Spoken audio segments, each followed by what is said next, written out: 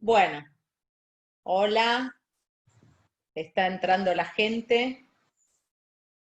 Bueno, buenas noches o buenas tardes. Les damos desde la Sociedad Argentina de Reumatología la plataforma Zoom que nos habilitó para que podamos hacer esto que dimos en llamar un living virtual. Es decir, nuestra idea no es hacer una conferencia formal, sino una charla entre amigos y para sacarnos todas las dudas y todas las cosas que nosotros tengamos en la cabeza y con absoluta confianza. Yo soy Maína de la Vega, voy a coordinar esta actividad junto con mi compañero Gustavo Rodríguez Gil. Gustavo es el presidente actual de la Asociación de Reumatología de la provincia de Buenos Aires, es además el jefe de la unidad de reumatología del Hospital Municipal Leónidas Lucero de Bahía Blanca, es decir, que allá lo tenemos en Bahía Blanca en el aislamiento, y bueno, es un gusto que hayamos coordinado esta actividad entre lo que es ARCBA, que es la Asociación de la Ciudad de Buenos Aires, y ARPBA de la provincia de Buenos Aires. Gustavo, hola. Bueno, Maína, ¿cómo te va? Bueno, buenas tardes a todos. Y bueno, para mí también es un gusto, bueno, primero hacer actividades en conjunto con la Ciudad de Buenos Aires, que la verdad que nos complementamos muy bien. Y bueno, como decía Maína, bueno, Maína es reumatóloga del Hospital Argerich de Cava, es la actual presidenta de la Asociación de Reumatología de la Ciudad de Buenos Aires y bueno, es la vicepresidenta de la SAR, como ustedes sabrán. Así que bueno, te doy la palabra para que lo presentes a Ignacio. Bueno, sí, es un honor presentar a un amigo que enseguida estuvo dispuesto a estar acá charlando con nosotros. Nacho Maglio, la mayoría de ustedes seguramente lo conocen, es el asesor legal de nuestra Sociedad Argentina de Reumatología, pero además es abogado del Hospital Muñiz, de la Fundación Huésped, pertenece a la red bioética de UNESCO, y bueno, la experiencia que tiene Nacho en todo lo que le podamos ir preguntando y conversando es enorme. Y un poco esta actividad, Nacho, a nosotros se nos ocurrió con Gustavo y con la gente de la comisión directiva de las dos filiales, porque estamos justamente en el pico del brote acá en AMBA, en la región metropolitana, de lo que es COVID-19. Y eso seguramente lo que hace es hacer que nuestra actividad médica esté a full en el trabajo y las exigencias que quizás nos hagan nuestros empleadores, sean privados, sean públicos, haga que se extreme el cuidado que tengamos que tener desde lo legal y desde lo que tengamos que saber. Entonces, bueno, un poco esa fue la idea de esta jornada. Así que, bueno, te saludamos, te damos el pie para que empieces y vos decinos a ver cómo querés encarar el tema, pero nos gustaría mucho que nos hablaras de la criminalización del acto médico, porque tuvimos varios casos de colegas que fueron imputados, que están con situaciones legales, y bueno, sabemos que estuviste muy involucrado y queremos ver tu opinión en esto. Bueno, muchas gracias Maína, gracias Gustavo. Para mí es un placer, no es ninguna obligación estar con ustedes, ahí también lo veo a César. Un abrazo para todos. Para aquellos que no me conocen por la introducción que hizo Maína, lo único que me gustaría decirles es que soy abogado, pero una buena persona, ¿sí? Para entrar un poco en calor. Mirá, yo creo que, digamos, un poco como decía Camus en La Peste, ¿no? Hoy es mi libro de cabecera desde hace muchos años. La epidemia nos muestra lo mejor y lo peor, ¿no? Yo siempre prefiero quedarme con lo mejor, pero también nos muestra lo peor, y yo creo que lo peor es un poco el miedo que está atravesando y el pánico que está atravesando a toda la sociedad. Y el miedo a veces, cuando se transforma en pánico, no es un buen consejero, genera situaciones paralizantes y genera situaciones que tienen poco que ver con estrategias de solidaridad. Yo creo que hoy más que nunca, si uno tendría que pensar en cuál es la mejor estrategia para el trabajo en la epidemia, uno podría decir, bueno, la solidaridad entre colegas, entre pares, entre las instituciones. Y un poco lo que hemos visto, lamentablemente, con estos procesos de criminalización de colegas, es producto del miedo también, y es producto también de una suerte de pánico jurídico que no tiene ningún tipo de sustento. A nosotros nos tocó, y a mí en ese caso César me encomendó ponernos en contacto con la reumatóloga de San Juan, que ha sido objeto de un proceso, y está siendo objeto de un proceso judicial absolutamente ingrato, yo, a mi juicio antijurídico, y que quiebra todas las garantías constitucionales que hasta hoy tienen todos ustedes para poder ejercer la profesión con libertad y con responsabilidad. Los delitos que se imputan tienen que ver con los delitos previstos en el Código Penal, que tienen que ver con los delitos contra la salud pública. Y aquí claramente, yo creo que una de las peores cosas que nos pueden pasar es pensar que médicas y médicos pueden de alguna forma ser culpables de la propagación del virus COVID-19. Esto, como ustedes saben, no tiene ningún asidero ni legal, ni científico, ni jurídico, ni ético. Por el contrario, yo creo que una de las peores cosas que nos pueden pasar hoy como comunidad es esta situación que va a provocar, si no se pone un dique de contención, lo que yo llamo sería la práctica de la reumatología a la defensiva.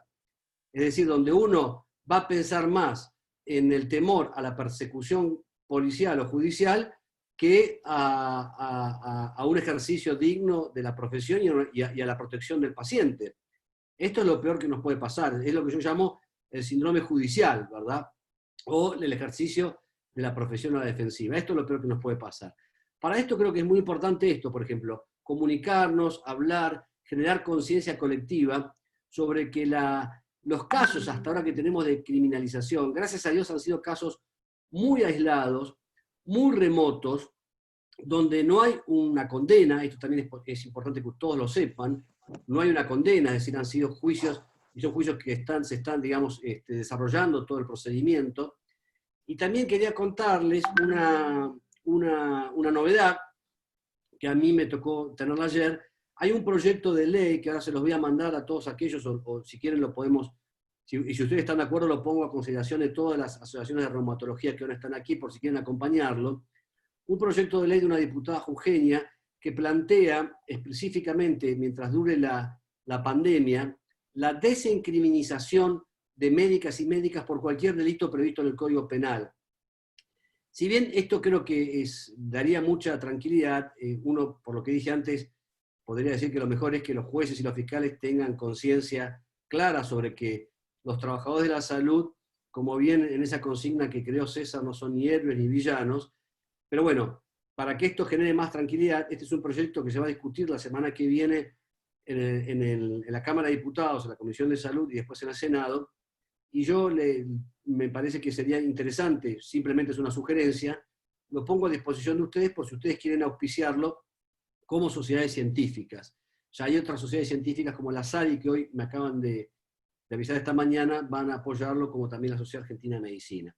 Bueno, esto para empezar, digamos, a mí me gustaría que con esta charla ustedes tengan la tranquilidad, yo como abogado con experiencia en tribunales y en hospitales, quiero decirles que es muy difícil la posibilidad de que cualquiera de ustedes sea condenado por el trabajo o por la transmisión del coronavirus a cualquier paciente. Esto en principio, Maína, no sé si te parece bien ahondar un poquito más o si les parece bien esperamos las preguntas, que me parece que va a ser lo más rico para todos. Sí, bueno, gracias y nos das una tranquilidad con esto que acabas de decir seguramente.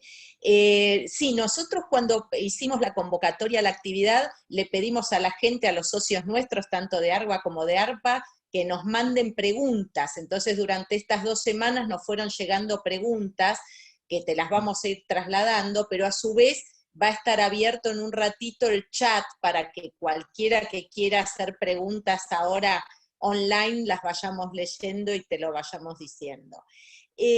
Como una primer pregunta de las que nosotros tenemos que nos han llegado, es un colega que pregunta qué pasa cuando el colega, es decir, el médico, es paciente de riesgo por ser diabético, por ejemplo, o por tener edad del grupo de riesgo, y que de todas formas lo hacen ir a trabajar por ser personal médico. ¿Qué opinión tenés de esto? Bueno, acá más que una opinión hay que hacer contundente. Eso es ilegal, eso va en contra de la ley.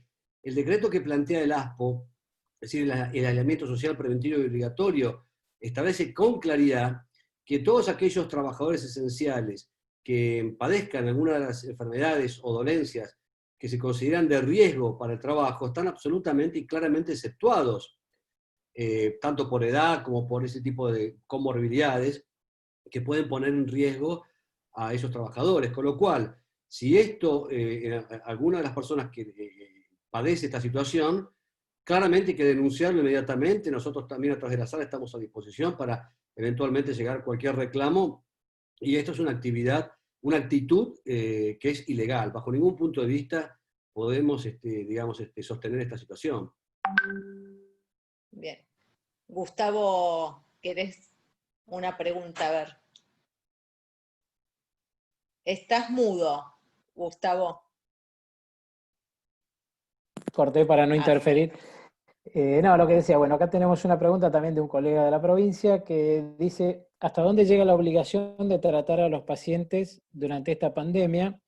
En particular, considerando que los profesionales de la salud se están infectando y hay escasez de recursos de protección personal. Bueno, es una muy buena pregunta y tiene que ver también con la consigna que había surgido del azar, ni héroes ni villanos. Nosotros venimos insistiendo desde hace tiempo que cualquier trabajador de la salud no es un héroe. A mí me encanta cuando a las 9, digamos, todos salen a aplaudir a los trabajadores, pero los trabajadores, además del aplauso, necesitan, primero, que se protejan todos sus derechos como trabajadores, especialmente los derechos humanos. Y el primer derecho humano es el derecho a la integridad y a la salud. Y para esto es necesario que las instituciones, tanto públicas como privadas, cumplan con un débito fundamental que es brindar las condiciones materiales y espirituales que garanticen prácticas protegidas y seguras. Y cuando me refiero a garantías materiales, también me refiero a garantías espirituales. ¿Esto qué es? Hoy escuchaba también a un colega, a un médico reumatólogo que decía, no, estamos haciendo como 4, 5, 6 guardias mensuales. Y esto tampoco se debe aceptar. Garantías espirituales tienen que ver con dar situaciones de descanso, situaciones de alimentación, situaciones también de protección personal psicológica, es decir, tener sistemas también de cuidado integral para todos los trabajadores de la salud. Por supuesto que los elementos de protección personal, todo lo que es EPP, eso no se discute, tiene que estar absolutamente disponibles.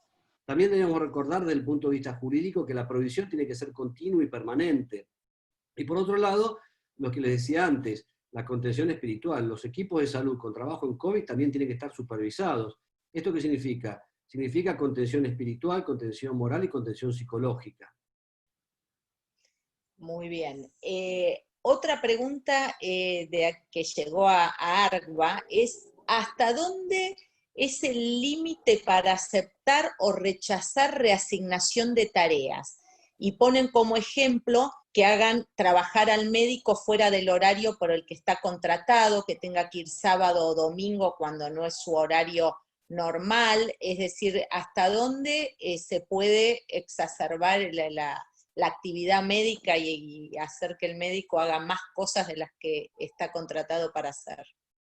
Acá, Maína, lo primero que tenemos que ver es que esta epidemia de características inusitadas plantea una situación de excepción y plantea, bueno, la palabra de excepción, a los que somos un poco más viejos y abogados nos hace un poco de ruido, ¿no? Porque las situaciones de excepción siempre tienen que ver con gobiernos de facto, gobiernos militares.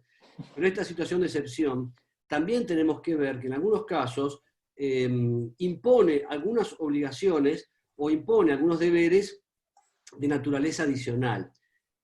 Cualquier deber o cualquier obligación de naturaleza adicional nunca puede poner en juego algo fundamental que es el ejercicio de la dignidad personal y la integridad personal, ¿verdad? Esto es claramente así, salvo que uno quiera, digamos, ofrecerse a lo que desde el punto de vista ético se llaman deberes supererogatorios, es decir, si uno quiere hacer 20 guardias por mes, trabajar 2 horas por día, bueno, nadie se lo va a prohibir, pero no es un mandato ni moral ni jurídico. Entonces, el límite siempre es no afectar ni la integridad personal ni la seguridad del paciente. Estos son los dos límites que son muy importantes tenerlos presentes. Por ejemplo, nos llegó la consulta hace días atrás a través de otro grupo de médicos, mirá, nosotros no tenemos ni manejo, no sabemos cómo ventilar cómo respirar o cómo intubar un paciente. Son prácticas que los intensivistas, lo hacen los intensivistas o anestesiólogos y requiere una práctica y un desarrollo durante años para poder ejercitar esto. Y claramente allí era un grupo de psiquiatras también que me decían esta consulta. Yo le dije que bajo ningún punto de vista nadie los puede obligar a esto, porque no solamente ponen en riesgo su integridad, sino también la integridad del paciente. Es decir, acá yo creo que lo que tiene que primar, y mucho en tiempos de pandemia, es la prudencia, ¿no? Es justo medio. Ni de un lado ni del otro lado. Y aquí creo que la medida es no afectar la integridad del profesional que va a realizar esa práctica, es decir, no realizar más trabajo del que tiene que realizar, ni tampoco en áreas de especialización, como te dije recién, entubar o hacer determinadas prácticas para los cuales no están entrenados. Eso creo que son los dos límites que tenemos que tener presentes, Maína. Bien, Ignacio, y en relación a esto que vos comentabas antes, de que por un lado nos aplauden y por otro lado también tenemos una pregunta que dice, ¿hasta dónde llega el alcance de las sociedades científicas en el reclamo de justicia ante casos de discriminación del personal sanitario? Bueno, muy bien. Los temas de judicialización y de discriminación también claramente, si bien, gracias a Dios, tenemos que reconocerlo esto también, son casos aislados, yo creo que las sociedades científicas, como ha hecho la Sociedad Argentina de Reumatología, la SAD y la SAN, tantas otras, han manifestado con mucha, con mucha fortaleza, con mucha fuerza la denuncia de cualquier caso de discriminación a cualquier trabajador de la salud con trabajo en la pandemia. Esto claramente creo que, y aquí creo que el azar también, y a través de Maína y de César, que han tomado la decisión también societaria y política de alguna forma de crear una subcomisión para promover la integridad profesional, yo creo que esto es muy importante, y aquí vamos a ver un punto que es esencial: todo va a cambiar, nada va a ser igual. Yo no quiero volver a la normalidad, quiero volver a una nueva normalidad. A una nueva normalidad donde los trabajadores de la salud estén bien capacitados y bien remunerados. Si uno ve las recomendaciones de Naciones Unidas, el derecho a la salud, y mucho más en tiempos de pandemia, uno de los elementos esenciales del derecho a la salud es tener trabajadores bien remunerados y bien capacitados. Uno en general piensa, a veces por las necesidades del momento, el derecho a la salud tiene que ver con acceder a los mejores medicamentos biológicos, biosimilares, y en fin, y toda esa parafernalia medicamentosa.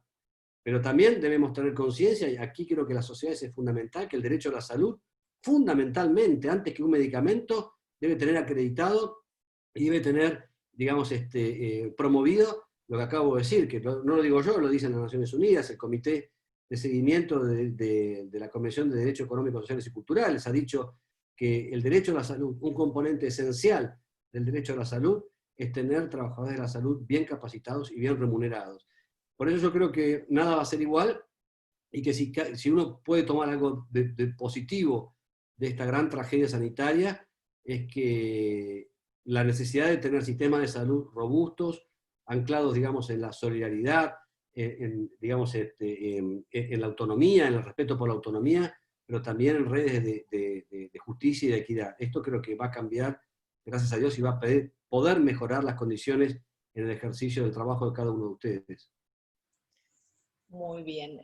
Una pregunta que nos llegó también es si en el cambio de tareas que esta pandemia nos exige, cambios de horarios, cambios de días de los contratos laborales que tengamos, si llegamos a tener algún problema, como por ejemplo un accidente laboral, si las ART pueden negarse a cubrir el problema que tengamos.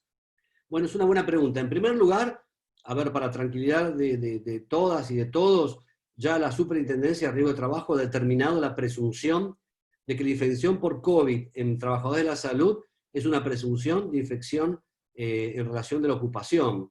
¿Esto qué quiere decir? Es una presunción de que va a ser una enfermedad profesional, un accidente de trabajo.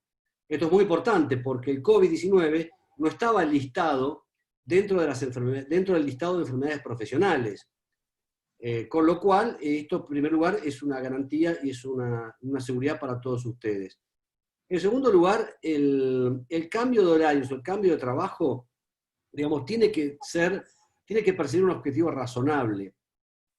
¿Con esto qué quiero decir? Cualquier empleador, sea, a pesar de no ser experto en derecho laboral, pero es un principio general del derecho laboral, cualquier empleador puede ejercer, y más en tiempo de pandemia, lo que se conoce como el ius variandi. El ius variandi es esa facultad que tiene el empleador para ir modificando las condiciones de trabajo de acuerdo a las necesidades de la empresa o de la institución sanitaria. Pero como cualquier derecho, no puede ejercerse de forma abusiva. ¿Me explico? Con lo cual tendrá que realizarse dentro de determinados, digamos, un sentido lógico y de determinada razonabilidad.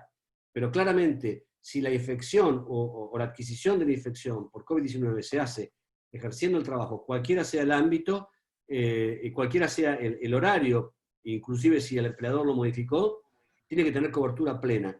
Si la ART, por esa circunstancia, llega a negar la prestación, yo creo que cualquier trabajador tiene que ser tranquilo porque la obligación de cobertura va a estar en cabeza del empleador que modificó las condiciones de trabajo.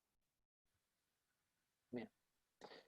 Bueno, después acá también tengo otra, pero esto ya más orientado a lo que es las recetas virtuales, la conexión virtual con los pacientes.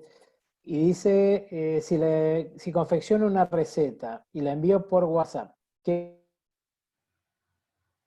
si hubiera un problema? Perdón, Gustavo, pero se cortó y no llegué a escuchar del todo la pregunta. Perdón. A ver, dice, si confecciono una receta por WhatsApp y la envío por WhatsApp y hubiera algún inconveniente, ¿mi seguro de mala praxis me cubre? Bueno, hoy sí.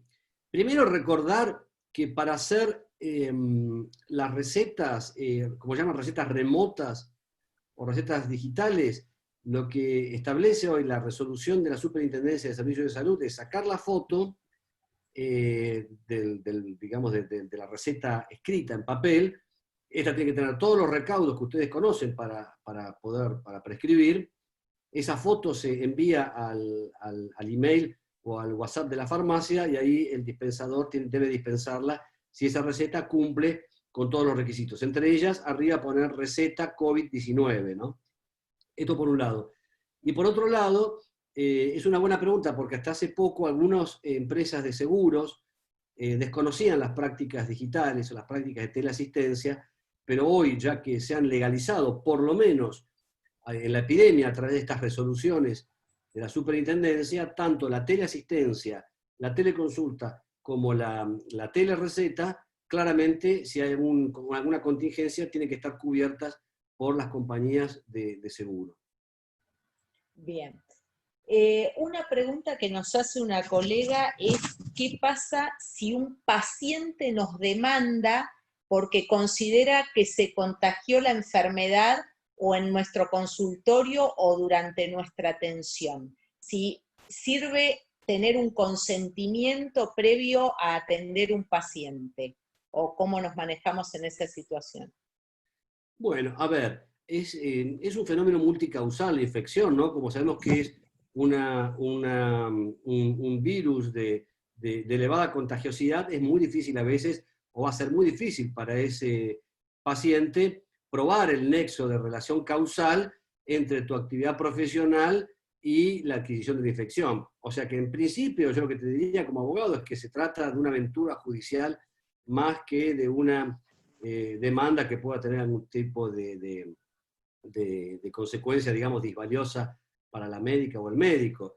Y los consentimientos siempre sirven, digamos, pero también no hay que ponerle en consentimiento algo que el consentimiento no te va a dar. Es decir, el consentimiento no te va a dar una patente de corso, una patente de inmunidad judicial.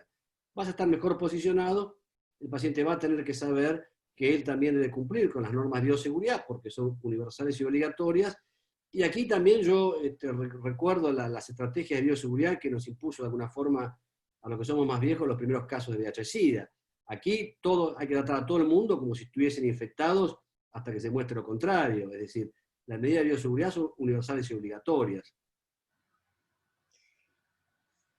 No sé, Gustavo, si tenés una pregunta, si no, avanzo. Bueno, ¿qué pasa Ignacio, si un médico se puede negar a que lo testeen en el hospital, por ejemplo, que le obliguen a hacerse un hisopado para reintegrarse o que le obliguen a hacer un testeo para ver si tiene anticuerpos y el personal médico no quiere, ¿puede negarse?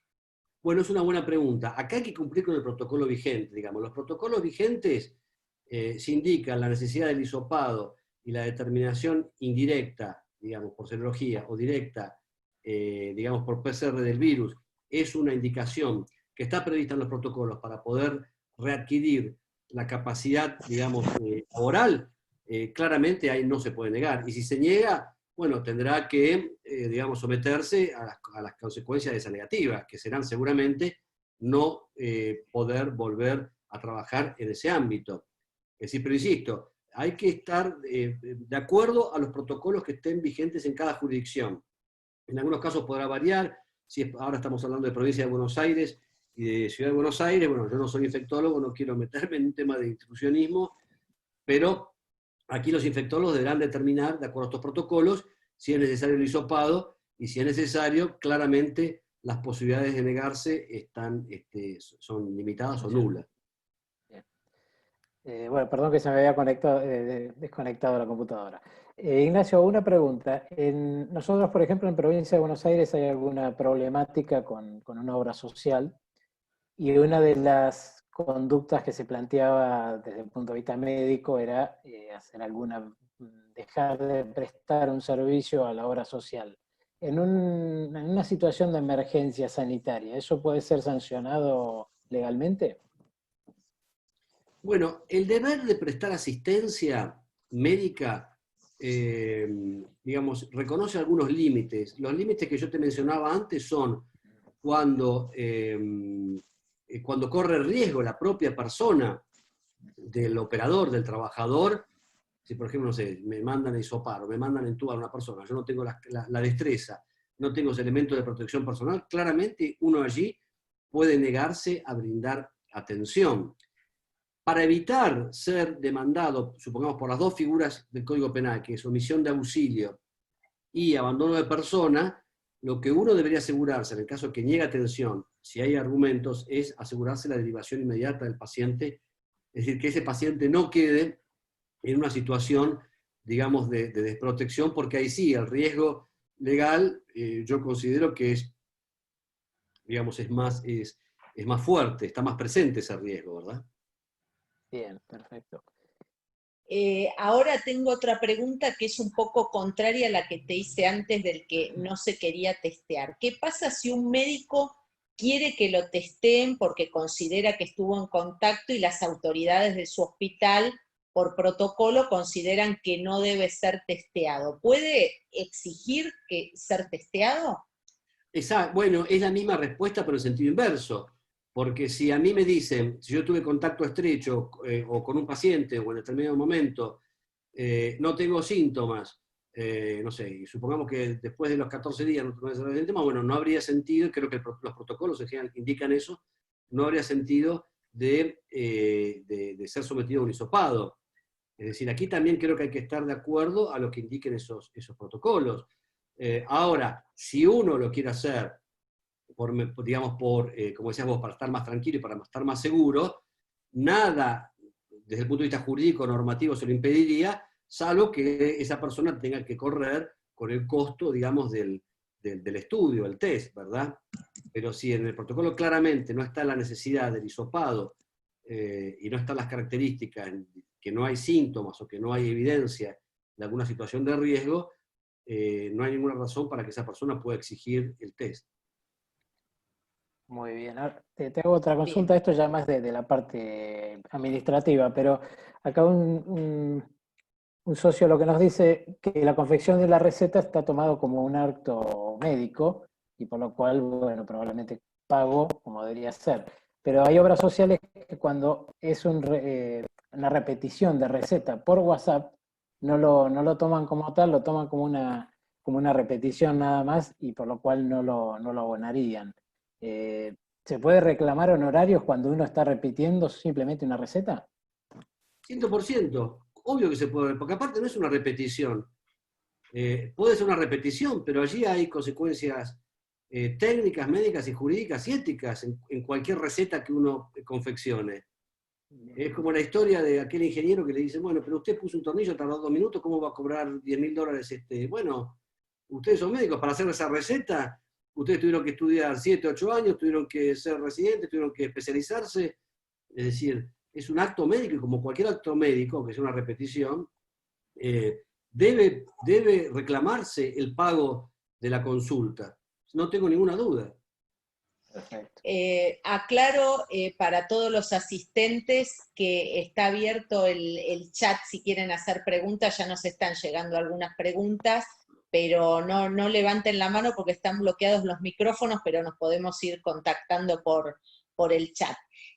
Una consulta que tuvimos es acerca de los protocolos de investigación. Si este es momento de empezar protocolos de investigación en los centros de investigación y si valdrían las aprobaciones expeditas para protocolos específicos de COVID-19.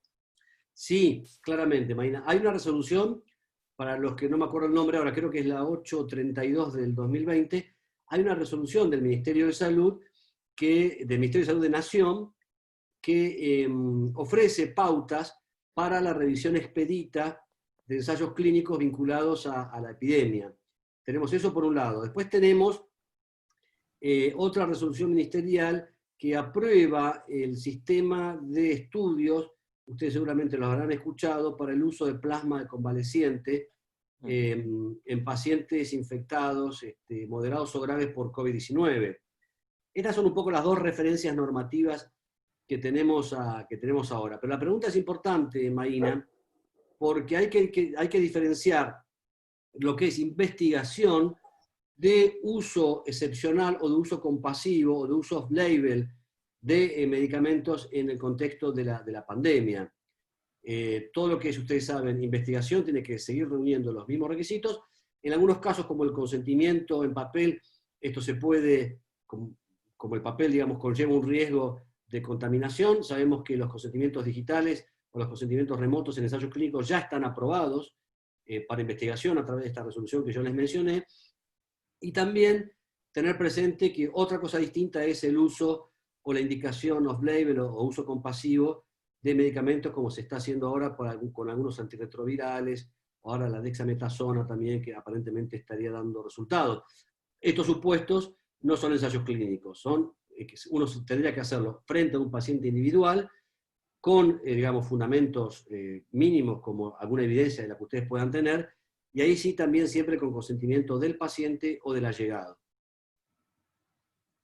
Muy bien. Bien. ¿Tenés, Sí. Gustavo, alguna? No, si querés leo Sí, alguna del chat, no sé cómo vos prefieras.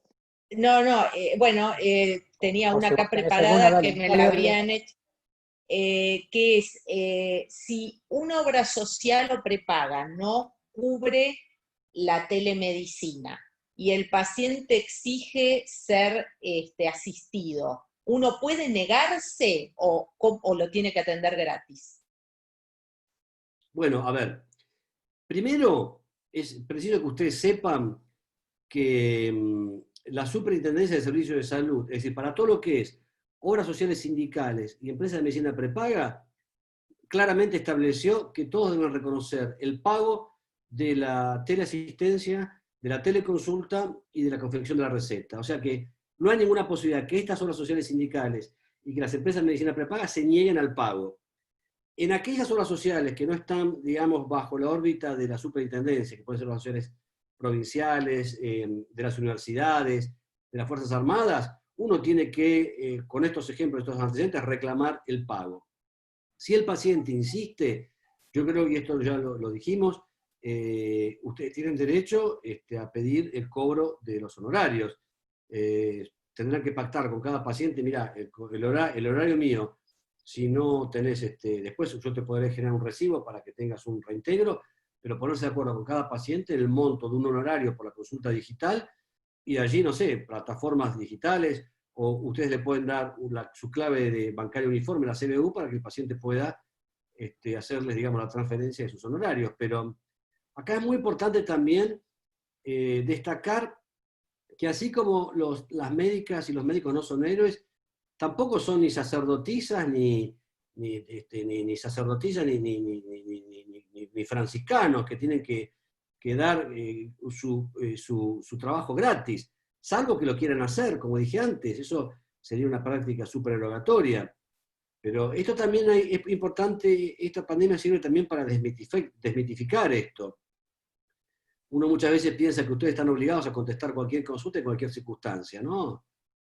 Cualquier consulta en cualquier circunstancia, el acto médico se reputa oneroso, porque tiene un contenido de naturaleza alimentaria. Los honorarios que ustedes perciben tienen una naturaleza alimentaria.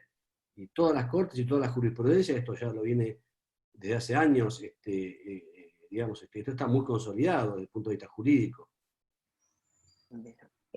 Bueno, aclaro que el ASAR está llevando adelante con la coordinación de César el curso de telemedicina, que de esto venimos hablando ya desde la semana anterior cuando comenzó el curso y está bien tratado excelentemente allí por los que se quieran sumar en las próximas ediciones.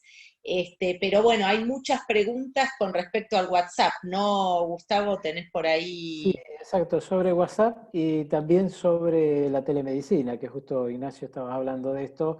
Bueno, hay uno de los oyentes que dice si debe hacer firmar el consentimiento informado antes de hacer una teleconsulta o una telemedicina.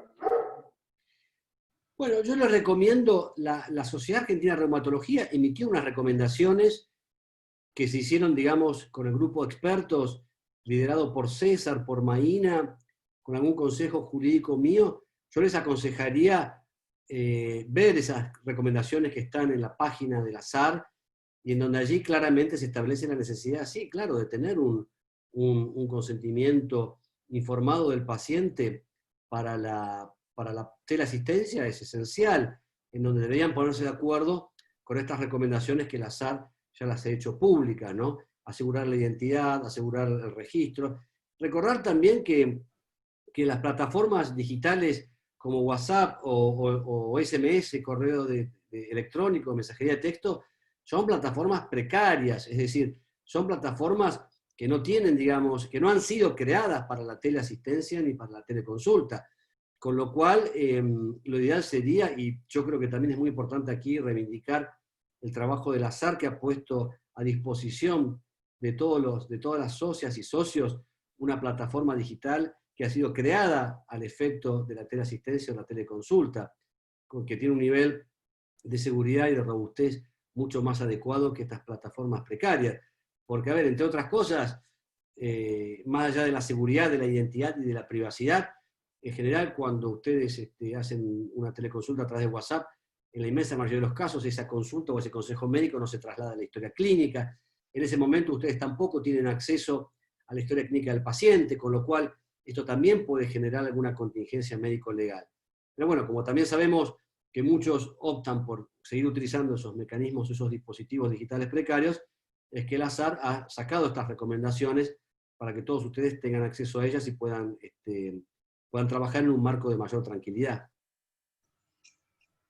Una de las preocupaciones que nos llegaron a través de los socios es el tema de los honorarios profesionales cuando se acortan las horas de atención en situaciones laborales que son por facturación o por hora de trabajo, y como cerraron los consultorios, la gente no concurre a trabajar y queda sin ingreso mensual el médico. Entonces, en ese caso, ¿cómo ves la situación laboral de muchos de los colegas nuestros que no están en relación de dependencia?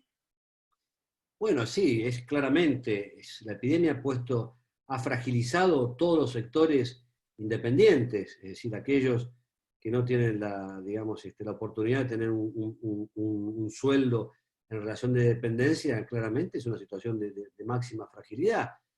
Pero allí yo creo que también es importante que todos estos trabajadores autónomos, profesionales autónomos, como decía antes, puedan ejercer el derecho al cobro del honorario sin ningún tipo de limitación, independientemente del tiempo, del gasto en términos horarios. Marina, yo creo que aquí es esencial esto, es decir, insistir con esto, ¿no? el acto médico reumatológico no se presume gratuito, siempre va a ser oneroso, y bueno, aquí hay que recurrir a todos aquellos instrumentos por los cuales uno pueda tener una debida remuneración de ese acto médico, ¿no?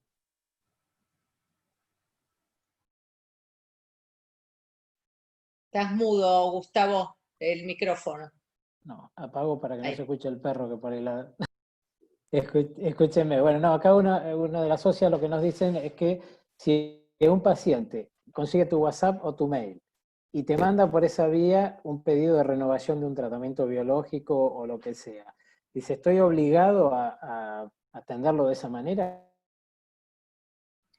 Bueno, a ver, una de las cosas que nosotros vimos, esto lo empecé a trabajar yo hace ya más de 2 años con la Sociedad Argentina de Pediatría, porque las especialidades más expuestas por esto que nosotros denominamos el acoso whatsappico, no es un síndrome que nosotros hemos descrito, es el síndrome whatsappico, y uno de los signos por los cuales se reconoce este síndrome es el signo de me clavó el visto, que un poco es ese, Gustavo, es decir, cuando en este caso el paciente dice, bueno, quiero renovar el tratamiento y qué sé yo, y por WhatsApp empieza toda esa catarata de acosos whatsappicos, uno dice, bueno, mira, primero, en esas cosas, y esto está en las recomendaciones del azar, lo que uno tiene que ponerse de acuerdo con cada paciente es, las consultas que yo voy a recibir y voy a contestar por WhatsApp son consultas que no requieren un examen clínico exhaustivo, presencial, consultas que no son urgentes o que no requieren la presencia de la guardia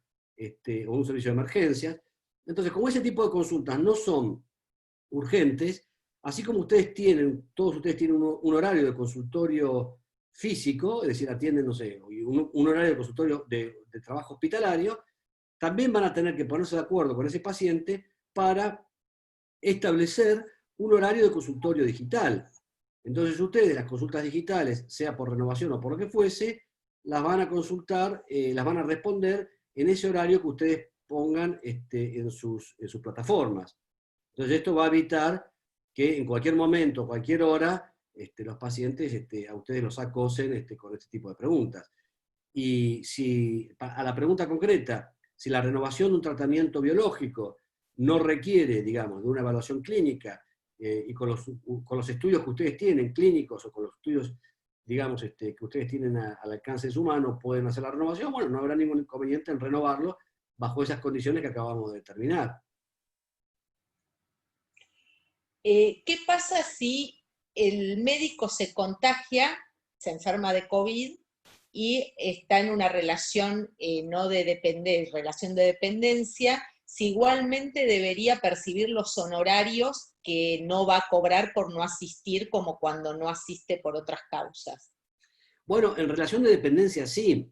Si es en relación de dependencia va a seguir cobrando sus honorarios. Sí, Porque, pero si no es en relación de dependencia, es la bueno, consulta. si no es en relación de dependencia, habrá que ver qué tipo de seguro tiene ese profesional.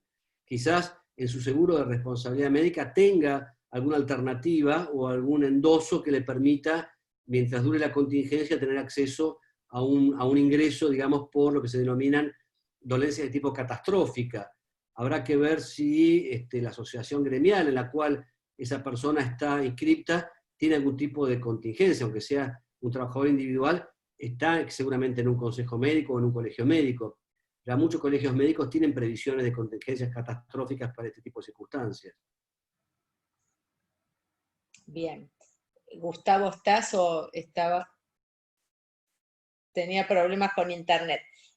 Me preguntan si el equipo se divide, si estás dividido el equipo médico y vas un día sí, un día no, digamos, porque se dividieron de esa forma. Si las ART te cubren de toda forma el día que no vas, es decir, con esa modificación de horario.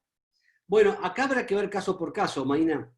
Si vos denunciás que lo que pasa es que es muy difícil determinar el origen de la infección, por eso hay una presunción.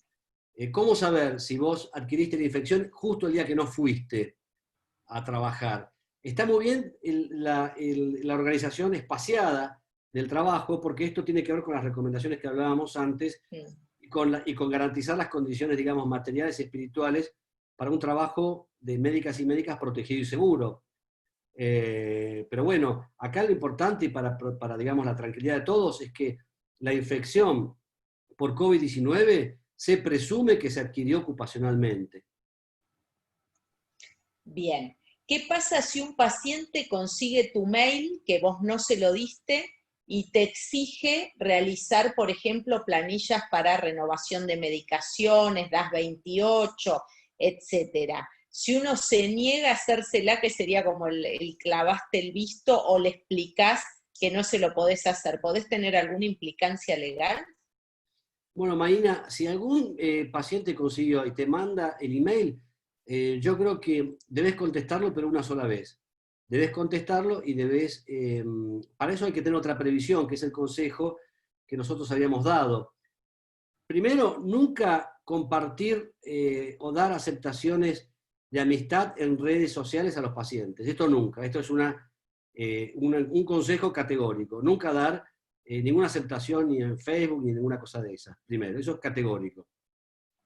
La segunda recomendación con respecto a correos electrónicos es, ustedes deberían, primero el paciente debe saber que el correo electrónico que ustedes utilizan frecuentemente para sus relaciones sociales, familiares, personales o laborales, no tiene que tener acceso el paciente. Si ustedes deciden generar relaciones a través de correo electrónico para consultas médicas virtuales, tiene que crearse una cuenta, y allí están las recomendaciones que nosotros dimos, que por ejemplo va a decir, por decir algo, doctora Marina de la Vega, consultasmédicas@gmail. Esa cuenta exclusivamente la van a utilizar ustedes para las consultas médicas con un disclaimer donde van a indicar qué tipo de consultas atienden y qué días van a atender la consultoría médica virtual. Y si, como dice la pregunta, algún paciente pesca su correo electrónico, en ese primer correo ustedes dirán responder, no contesto por este medio consultas médicas, dirigirse por favor al correo doctora Maína, consultasmédicas@gmail.com. Eso es suficiente. Bien. Gustavo, ¿volviste? Ya estoy. Juro que pagué la cuenta de internet, pero me cortan. No. Acá me pasan, dice, ¿qué pasos a seguir debo tener si hay conductas laborales abusivas? Bueno, lo que dijimos antes, nadie puede aceptar el ejercicio abusivo de ese poder discrecional que tienen los empleadores para modificar en contextos de epidemia el trabajo asistencial. Todos bien sabemos, y como Maína ha dicho hace un rato, ella como reumatóloga en el Hospital Argerich ha sido, digamos, redistribuida su función a las UFU o a cualquier otro sector vinculado a COVID. Miren ustedes el caso justamente de la reumatóloga que ha sido procesada en San Juan, pobrecita, estaba asignada al trabajo en una sala de pacientes COVID.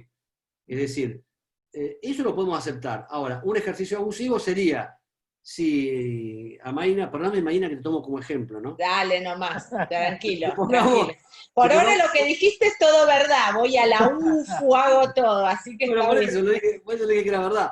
Pero supongamos que a Maína le dicen, bueno, no, ahora tenés que ir con Margarita Bodén a terapia intensiva a intubar pacientes. Bueno, no, eso ya claramente sería un ejercicio abusivo que no solamente pone en juego su propia integridad, sino la integridad del paciente. Entonces, frente a cualquier mecanismo abusivo hay que denunciarlo y uno ahí sí estaría en condiciones de rechazar esa asignación de tareas. Y en ese caso, ¿a quién debería recurrir para hacer la denuncia? Bueno, a ver, en primer lugar, inmediatamente no aceptarla, si el riesgo es grave e inminente, no aceptar la asignación y denunciar a las organizaciones que están para eso, que son las organizaciones sindicales, la organización gremial o eventualmente, no sé, quizás a través de la SUPIR, si en el caso de reumatología, algo podríamos hacer a pesar de no ser una actividad gremial, pero bueno, algún tipo de incidencia institucional podríamos hacer. Pero básicamente, en primer lugar, actividades de representantes gremiales. Bien. Hay un caso de un colega que escribe poniendo una situación que vive en, no sé si es capital o provincia AMBA, acá cerca, pero que trabaja en el interior normalmente de la provincia de Buenos Aires, en ciudades donde no hay COVID positivos, es decir, no hay pacientes infectados. Él al estar acá, lógicamente no puede viajar a asistir a los pacientes a esos lugares, ¿qué debe hacer con esos pacientes para que no se considere que los ha abandonado si los pacientes no se contactan con él? ¿Cómo manejarse en esas distancias? Bueno, es una buena pregunta, ¿no? En primer lugar, yo creo que acá tiene que ser la utilidad de la telemedicina. Aquí claramente se impone la teleasistencia. Y acá un tema interesante también es el siguiente, el tema de la accesibilidad. Porque estos pacientes que están en esos lugares donde no hay, que son vírgenes, digamos, de COVID, estoy convencido que todos van a tener algún dispositivo digital, un teléfono celular, una tablet, para poder comunicarse con este médico, que hasta ahora era el médico que los asistía. Y bueno, y si es algo que requiera una consulta en una institución, van a tener que remitirse en esa localidad a una institución asistencial hospitalaria. Pero yo creo que acá cuando uno ve la utilidad de la teleasistencia, de la telemedicina o la asistencia virtual remota, ahí yo creo que habría que estar muy atentos y establecer un sistema con todos esos pacientes, un sistema de teleasistencia. Recuerden ustedes que en nuestro país hay más de 60 millones de teléfonos celulares y hay 45 millones de personas, de habitantes, con lo cual sabemos que el tema de la portabilidad es algo que va a mejorar y que mejora mucho las posibilidades de accesibilidad, ¿sí? Bien. Sí, si bien este es un tema que por ahí no tiene clara relación con el COVID, pero surgió también una situación en zona norte con una prepaga que, bueno, exige que los médicos reumatólogos indiquen los medicamentos biológicos que ellos tienen como destinados, seríamos 2 o 3, o sea que uno no tiene la libertad de indicarlo. Surgió una situación con una reumatóloga que se niega a eso porque en realidad ella cree que necesita otro, y la obra social o la prepaga lo que hace es una presión sobre el instituto donde trabaja, el sanatorio, para que no la dejen atender más pacientes de esa prepaga, ¿no? No sé, ¿eso legalmente está bien, mal? Eso es una consulta que nos han hecho en estos días. Bueno, a ver, metiste un poco el dedo en la llaga, porque justamente creo que acá César o Maína pueden contestar mejor, porque justamente se está generando un consenso para este tipo de situaciones, en donde uno entiende que hay una tensión entre mejorar la accesibilidad a través de los precios de especialidades medicinales, biosimilares o biológicos, y en donde también, por otro lado, está en juego lo que nosotros llamamos la soberanía terapéutica, la soberanía prescriptiva de cada reumatólogo y de cada reumatólogo. Yo, para ser muy sintético, el tema parece mucho más complejo y daría lugar para otro webinar, me parece, ¿no? Para otra consulta virtual, pero yo creo que, para ser simple, te diría que acá lo que hay que buscar es una estrategia de consenso, en donde los financiadores puedan ejercer ese derecho a bajar el costo, digamos, de la atención del paciente con dolencias reumatológicas, pero por otro lado también escuchar a la médica o al médico que prescribe y no tomar decisiones sin que estos participen en esa decisión en el caso en que existe un cambio de medicación. Es decir, yo creo que acá lo importante es buscar, como dije antes, ¿no? El tema de la prudencia, justo medio. Tener en cuenta que muchos medicamentos que tienen la misma eficacia, seguridad y calidad pueden disminuir los costos, pero que esto no atente tampoco contra el ejercicio de la profesión, ¿verdad? Perfecto. Bueno, volviendo al eje, porque con este tema vamos a tener seguramente más conversaciones con todos nuestros socios y demás, porque estamos conversándolo en la comisión directiva y vamos a tener una posición desde la sociedad con respecto a la intercambiabilidad y demás. Pero volviendo al eje nuestro de AMBA y COVID, hay una pregunta de los pediatras, porque ellos ponen en el chat que necesitan para la atención médica el consentimiento de los padres y el asentimiento de los menores, y en esta contingencia de telemedicina, ¿cómo deberían manejarse para poder estar cubiertos legalmente? Es una buena pregunta. Mirá, los pediatras, los reumatólogos que hacen pediatría deben recordar que el nuevo Código Civil establece que a partir de los 13 años, un niño, un adolescente se considera capaz para tomar decisiones en salud, salvo que impliquen riesgo para su vida o un riesgo grave para su salud, o prácticas invasivas, dice el Código Civil.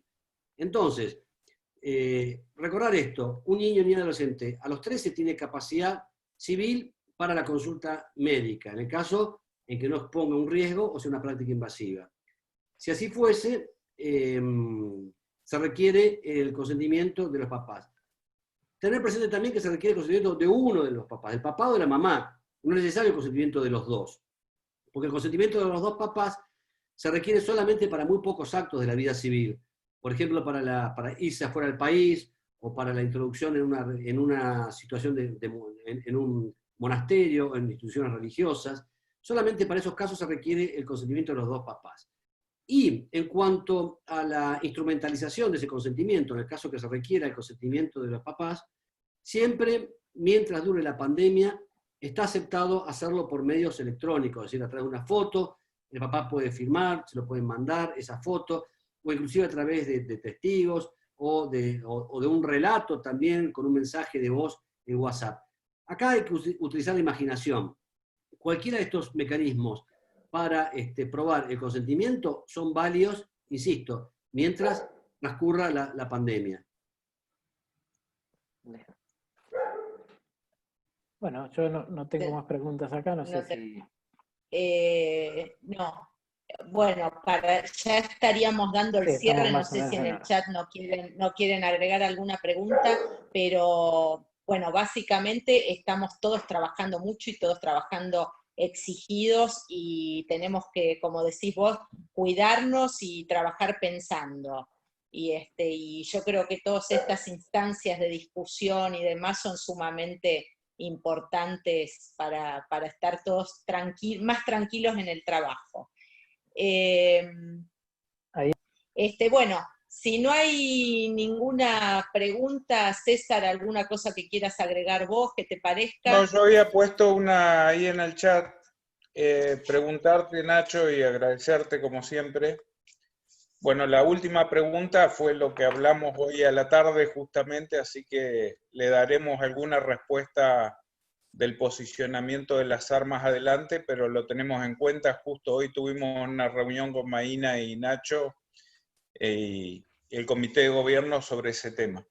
Pero preguntarte, si a uno le cambian la función en el hospital, le cambian la función, lo llevan a COVID.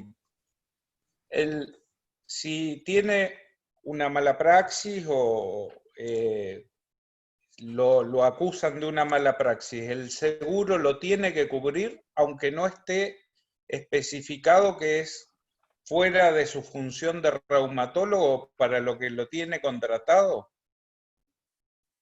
Es una pregunta muy buena, porque uno puede pensar, en general las cláusulas de exclusión de los seguros de responsabilidad médica, a ver, son como los seguros del coche tuyo, responsabilidad civil. Están llenos de cláusulas de exclusión porque lo que le conviene al seguro es no pagar nunca. Entonces seguramente se van a agarrar y van a decir, usted estaba desarrollando tareas casi como infectólogo y no como reumatólogo, no lo cubrimos. Bueno, no importa. ¿Por qué? César, tu pregunta es importante. Porque si hay una exclusión del seguro, primero que se puede después discutir todo judicialmente, ¿no? Pero supongamos que si ellos manifiestan la exclusión, la responsabilidad por el daño, eventualmente, va a ser solidariamente responsable. El que se va a tener que hacer cargo es el empleador que reasignó esa tarea a ese profesional en un área distinta al ejercicio de su especialidad. ¿Me explico? Es decir, si no es por un lado, va a ser por el lado de responsabilidad solidaria del empleador que reasignó la tarea. Bien. Ok. Bueno, yo creo, Gustavo, si estás de acuerdo, que podemos ir cerrando agradeciendo enormemente a Nacho el compartir y siempre ser tan claro en todo lo que nos explica y en asesorarnos, y decirles a todos los presentes que recuerden que la sociedad argentina está para apoyar y para defender las cosas que nos vayan pasando. Entonces no duden en mandar mail, en preguntar, en asesorarse, que una sociedad científica no solo es lo científico, sino también lo que es ético y integridad del profesional. Así que bueno, nada más que agradecerte, Gustavo, César, bueno, Nacho, y nos veremos en alguna próxima edición. Bueno, gracias Nacho también de parte nuestra, y bueno, gracias a todos por la participación. Muchas gracias. Hasta pronto. Gracias, Nacho. Chau, chau. Bueno, el 30 te esperamos para que contestes sobre telemedicina solamente. ¿Eh? Sí, claro. Dale, un abrazo. Gracias a todos. Gracias. Gracias, Maína. Chao. Gracias. Buen fin de semana y feliz Día del Padre para todos. Feliz Día del Padre para todos. Igualmente, Sí. felicidades. Gracias.